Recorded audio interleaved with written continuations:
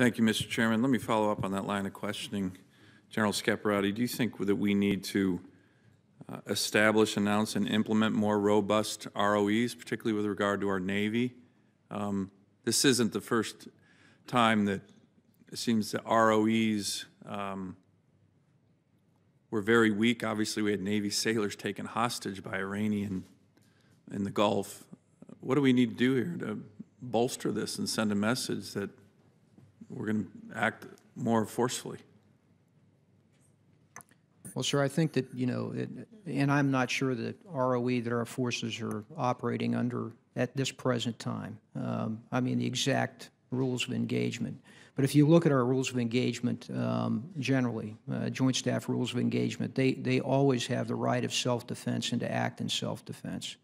So I'm confident that they knew that, and if it was a security concern, that our commanders know they have that right and they can take that step. I think more what I would say to you is that they have to have the guidance of the chain of command in order to understand, and fully have confidence that they can take steps in specific scenarios. Well, if confirmed, will you take a look at that issue of our ROEs that are leading to some of these kind of aggressive behaviors, both in the Baltic Sea and the Gulf?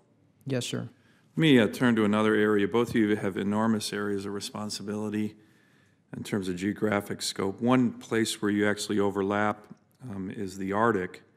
And as you know, we've had discussions. There's much more growing strategic importance in terms of shipping lanes, in terms of resources, and in terms of Russian military buildup, snap exercises that we saw tens of thousands of Russian forces twice last year. One of the concerns I have, and I just passed out something that it's reflected in the chart, is in order to address some of these challenges, we have COCOM operational seams in the Arctic, where NORTHCOM is the advocate for the Arctic area, EUCOM contains the main threat to the Arctic region, and PACOM controls most of the forces. So I'd like to ask just one hypothetical. We talk a lot about FONOPS, and hypothetically, if Russia decided to deny access to vital U.S. international shipping in the Arctic region, which is growing tremendously, which combatant commander would respond to that threat? Well, sir, this gets at the issue that we talked about earlier about most of our threats today are across the boundaries of COCOMs. If it were in U.S.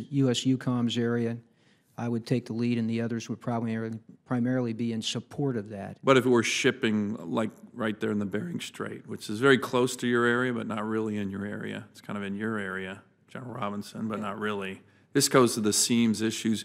In the NDAA last year, we actually had an amendment that addressed this and had the Secretary of Defense to focus on the operational seams with regard to putting together a Arctic strategy. If confirmed, working with Admiral Harris and PACOM, will you focus on trying to address this COCOM operational seam that certainly can be worked through but seems to be a challenge? Sir, if confirmed, I commit to you that I will focus on the Arctic.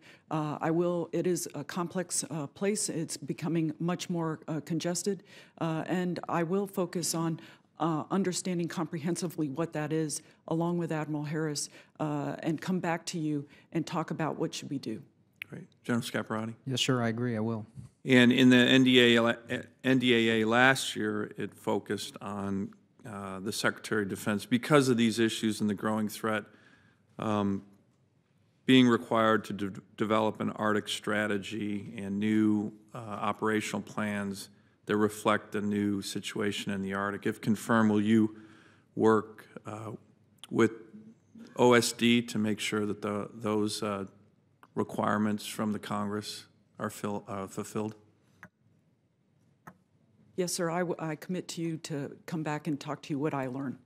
Yes, sir, I will. Let me talk just very quickly on the European Reassurance Initiative. General Scaparrotti, as we've talked about that, I think a lot of us are very supportive of that, but its focus, a lot of the focus, as you've mentioned, is in the East. Given what we've just talked about here, Do you believe that that ERI should have a focus? It's not just east, but certainly in the north, where some of our allies and friends have very significant concerns about Russian threats and aggression. Yes, sir. I think that ERI needs to look at the entire threat, and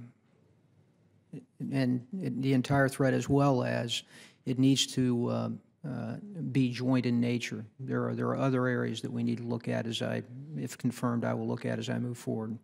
Thank you. Thank